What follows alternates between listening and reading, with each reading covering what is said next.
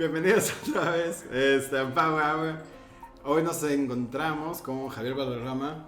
¿Qué tal? Mucho gusto. Y yo soy su co-host, Paul Wallace, y nos encuentra con Nash Cobos. Pues bueno, amigos, ¿cómo están el día de hoy? Tenemos un tema muy padre, que son los impuestos, los favoritos de todo mundo, ¿no? Aquí el señorón nos va a hablar un poquito, no, creo que bastante. Es un tema que abarca bastante, que lo más seguro es que vamos a tener que ir haciendo volumen 2 de este tema. Los que sean. Porque sí, es un tema muy importante para todo emprendedor y creo que para todas las personas que pues ahora sí que tienen que pagar impuestos. El 101, ahora sí, señor Javier, ¿cómo está? Muy bien, muchas gracias por la invitación y desde luego encantado en participar en este proyecto. Perfecto, ¿no? Pues ahora sí que estás en tu casa. Gracias. Pues yo creo que empecemos acerca del tema.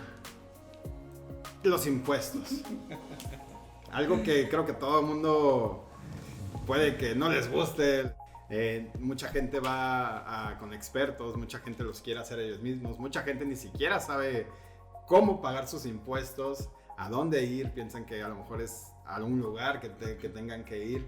Igual nos puedes ayudar resolviéndonos la pregunta de eso de los impuestos.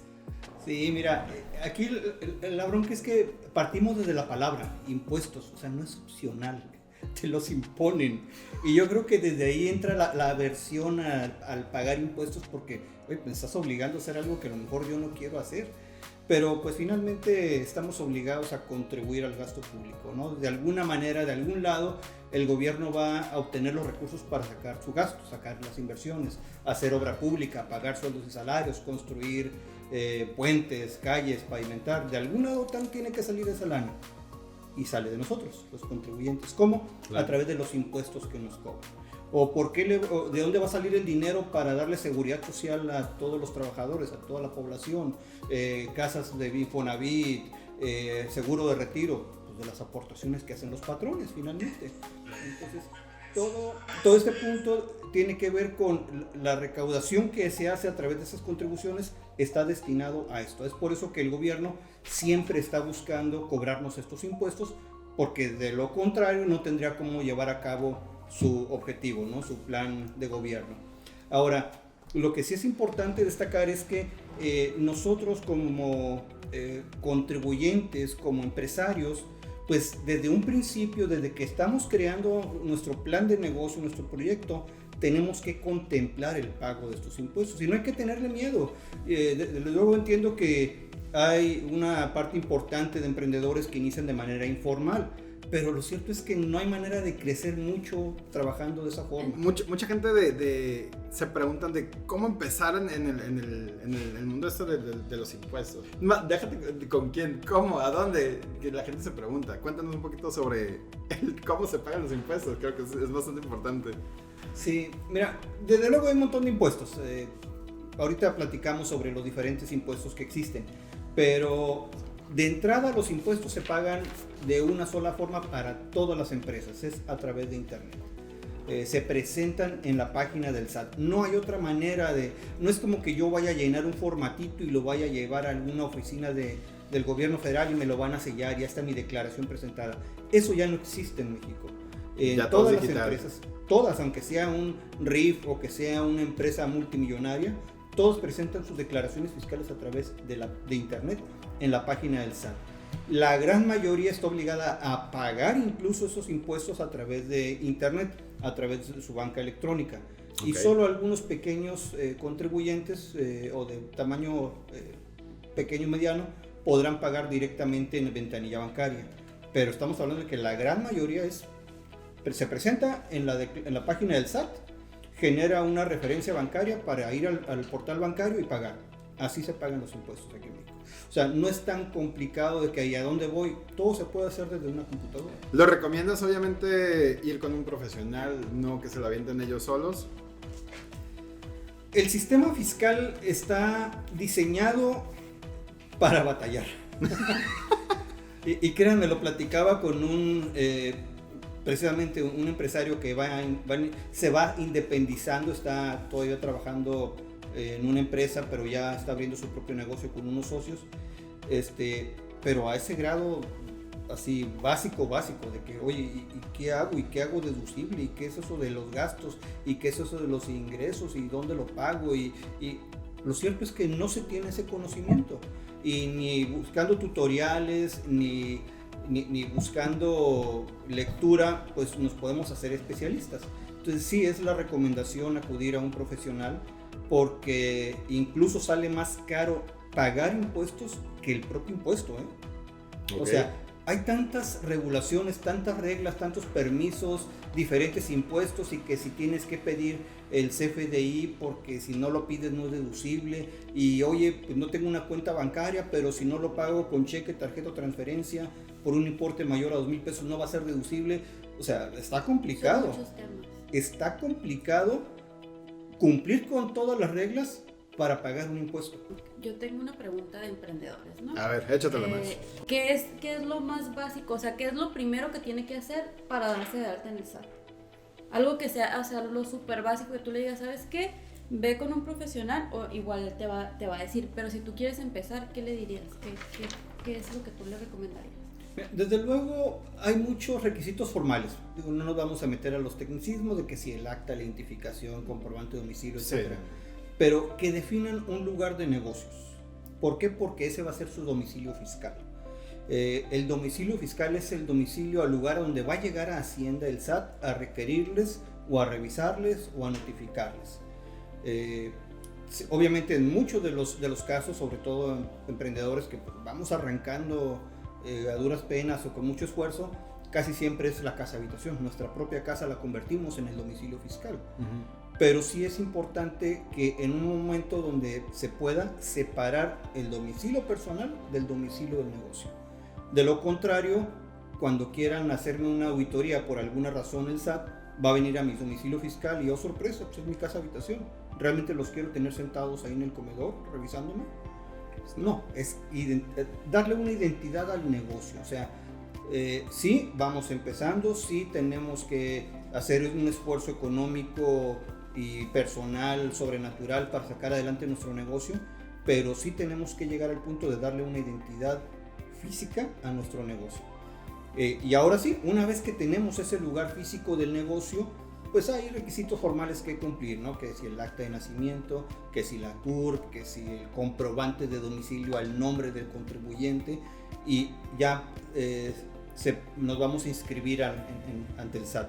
Podemos hacer nosotros una preinscripción por internet, pero luego, ahora sí, tenemos que acudir físicamente a las oficinas del SAT a concluir este proceso de inscripción. Y eso depende mucho también de la forma de cómo operan, si eres persona física o persona moral. ¿Les puedes explicar un poquito de cuáles son esas dos diferencias a todos los emprendedores que nos están viendo ahorita? Y este tema nos da como para una semana entera. Es lo que estamos hablando ahorita. Aquí nos vamos a aventar volumen 2, 3, 4, Tráiganse otro cafecito, porque se me va a acabar. Ya sé. No, pero vamos, hablemos un poquito de las personas físicas y morales. ¿Cuál es la diferencia entre el uno y el otro?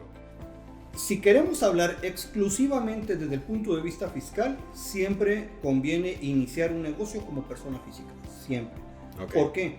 Porque en materia de impuestos sobre la renta, las personas físicas pagan un impuesto sobre la renta basados en la utilidad, y a esa utilidad le aplican una tarifa. Y esa tarifa progresiva puede ir desde el 0.01 hasta el 35%. Obviamente, mi nivel de utilidades es bajo, pues pago poquito. Mi nivel de utilidades en el negocio es alto, pues voy a pagar una tasa más alta, ¿no? Claro. Es una tarifa progresiva. Pero como una persona moral, desde el primer peso que tenga de utilidad, voy a pagar el 30%. Segundo punto, ¿por qué me conviene más trabajar un negocio como física que como moral? Porque como física, yo obviamente determino mi impuesto sobre la renta, ingresos menos gastos, llego a la utilidad, pago mi impuesto sobre la renta con esa tarifa que les estoy platicando y se acabó el punto. Todo el dinero que quede ahí, si quiero, me lo gasto en lo que yo quiera, en lo que me dé la gana, porque es mi negocio y ya pagué mis impuestos. Pero si voy a trabajar como una persona moral, la persona moral igual va a tener ingresos y va a tener gastos, y va a determinar su utilidad fiscal y va a pagar su 30% de impuesto, como ya platicamos. Sí. y decimos, ok, esta es mi utilidad disponible. Pues sí, pero todavía no puedes disponer de ella, sino hasta que se termine el ejercicio, se presente la declaración anual o cierren el ejercicio fiscal, decrete dividendos la asamblea de accionistas y entonces esos dividendos o esas utilidades se van hacia los accionistas. Y puede que se tenga que ir con un impuesto sobre la renta adicional del 10%. O sea, le va a costar impuesto a la sociedad y de lo que quede todavía ustedes van a pagar un impuesto como inversionistas, como accionistas de esta persona moral.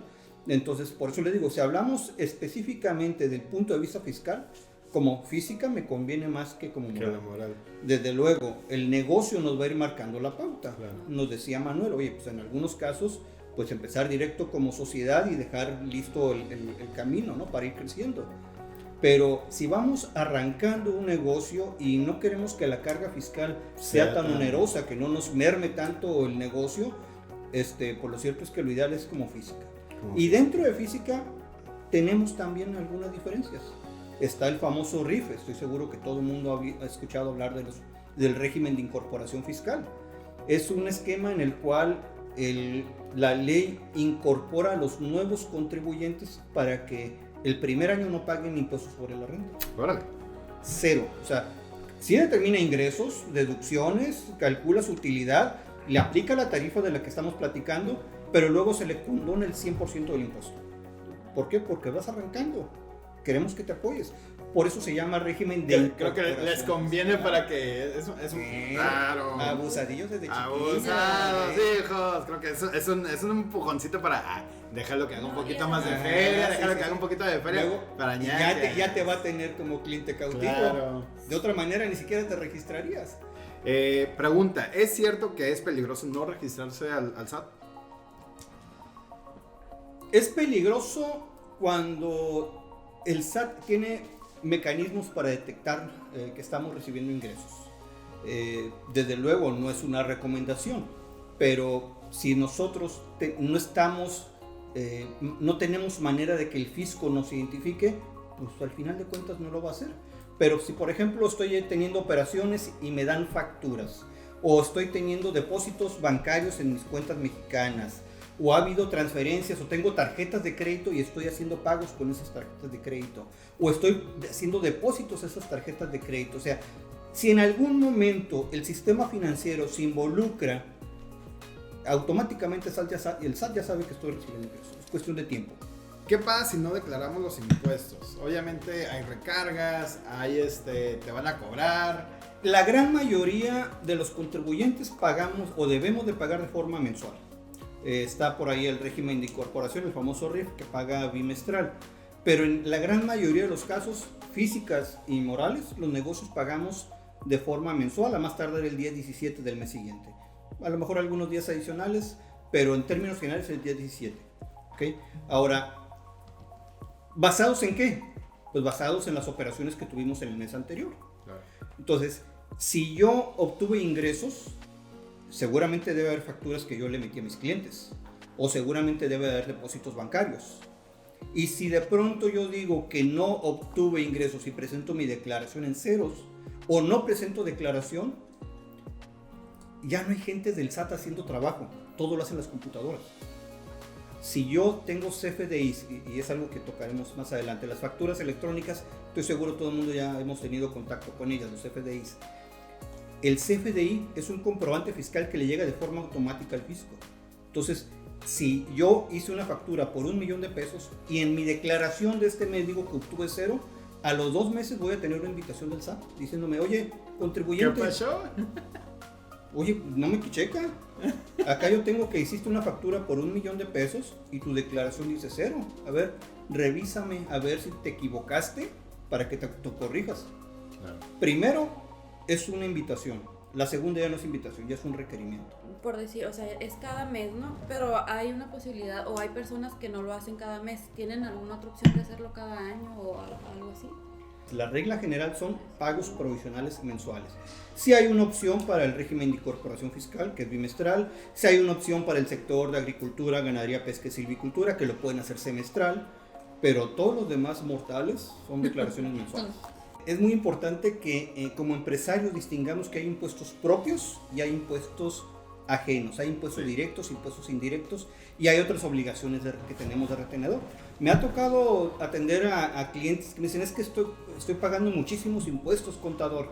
Y a ver, déjame ver tus declaraciones y vemos impuestos sobre la renta propio 0, IVA muchísimo dinero, retenciones de ISR a trabajadores mucha lana, retenciones de IVA también una cantidad importante. Y le digo, pues temo decirte que no, tú no estás pagando impuestos y todos estos millones, todo ese dinero ajeno. Claro. El IVA tú se lo retuviste, recaudaste a tus clientes, se lo cobraste a tus clientes y lo comparaste contra el que pagaste a proveedores y le estás pagando la diferencia al fisco. Al final de cuentas no es un impuesto tuyo, es un impuesto que le cobraste al cliente. Oye, pero el ISPT, pues ese tampoco es impuesto tuyo, se lo retuviste al trabajador. Así en el caso de todos los empleados en Estados Unidos, se les retiene un impuesto y luego lo declaran, lo meten a su declaración anual como un impuesto acreditable. Aquí opera exactamente igual. Nosotros le retenemos un impuesto al trabajador que el trabajador en su declaración anual personal se lo puede acreditar. Entonces, es impuesto ajeno, es impuesto del trabajador, que yo como empresario tengo la obligación de retenerle. Entonces, es mi obligación como recaudador de ese impuesto, retenedor de impuestos, simplemente obtenerlo, guardarlo, jinetearlo a lo mejor de aquí al 17 del mes siguiente, pero luego entregárselo al fisco. Ese no es un impuesto propio, es un impuesto ajeno. Y peor aún, el 109 de código prevé supuestos de delitos de defraudación fiscal equiparada. Una de esas fracciones habla que es delito no enterar las retenciones o los impuestos retenidos o recaudados dentro del plazo. Oye, eso está muy delicado, ¿sí? Así de delicado está, porque dice el fisco, ese dinero es mío, no tienes por qué quedarte con él. Sí. Oye, se lo quitas al cliente para dármelo y te quedaste con él. Le tuviste impuesto a tus trabajadores para dármelo y te quedaste con él. ¿Sabes qué? ¿Cómo va a ejercer presión el fisco? Aplicándonos ese 109. Digo, no es como que me lo vayan a aplicar de forma inmediata y me vayan a meter a la cárcel. O sea, deber impuestos no me va a meter a la cárcel definitivamente. Pero cuando excede el monto a 7.8 millones, entonces ya se convierte en un problema real. Okay. Porque entonces ya podrían aplicarme prisión preventiva. De otra manera, puedo llevar mi proceso en libertad, no pasa absolutamente nada si es que me lo quisieran aplicar. La ventaja de tener una empresa, y estoy ya dirigiéndolo más al lado empresarial, la ventaja de cuando eres un emprendedor es de que pues tú vas a declarar, pero primero vas a declarar todos tus gastos, cosa que una persona física que es un empleado no tiene derecho a eso. O sea, tú tienes gastos de renta, tú tienes gastos de gas, tú tienes gastos de todas tus utilidades, la escuela de tus hijos, todo eso.